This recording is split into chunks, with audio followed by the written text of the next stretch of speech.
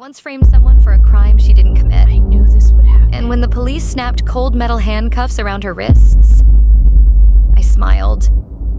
That smile still scares me. My name is Arya. And before you decide I'm a terrible person, you need to understand how easy it is to become someone you don't recognize. My parents ran a bright yellow food truck downtown. Every afternoon, the air smelled like grilled spices and fresh bread.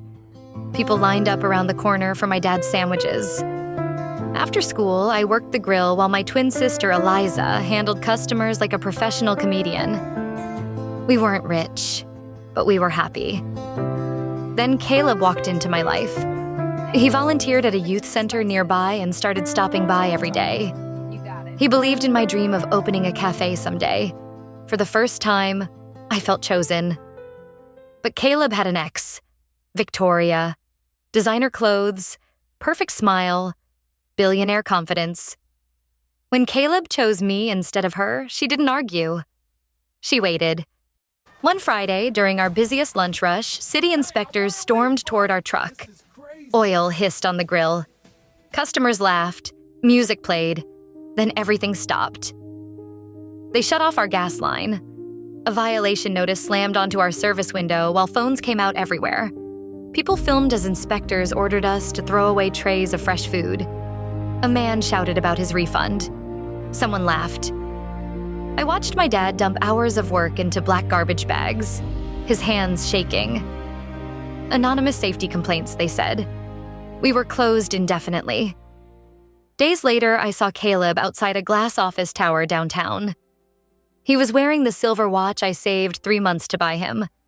Victoria kissed him like I was already forgotten.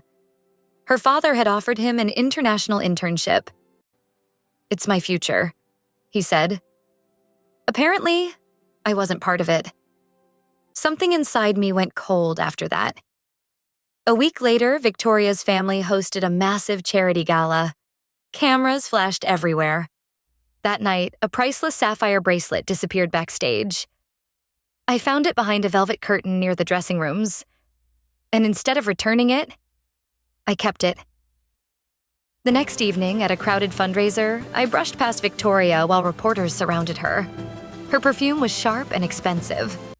While she smiled for photos, I slipped the bracelet into her designer clutch. Seconds later, security stopped her. What's this? When they pulled it out, her smile shattered. Reporters shouted questions.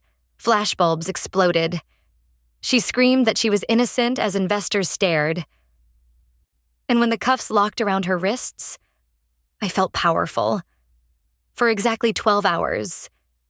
Then my sister found the empty jewelry pouch in my room. She didn't scream. She just said, "You finally hurt someone the way you were hurting." I couldn't sleep after that. The next morning, I walked into the police station. I need to report a crime. Confessed. Go ahead. It's Victoria about me. was released. She never apologized, but she never charged me either. Months later, after legal battles and borrowed money, our food truck reopened. Some customers came back. Some crossed the street when they saw me. And sometimes, late at night, I still hear the sound of those handcuffs closing. Revenge feels like justice when you're drowning in pain. But the truth is, the scariest villains aren't born.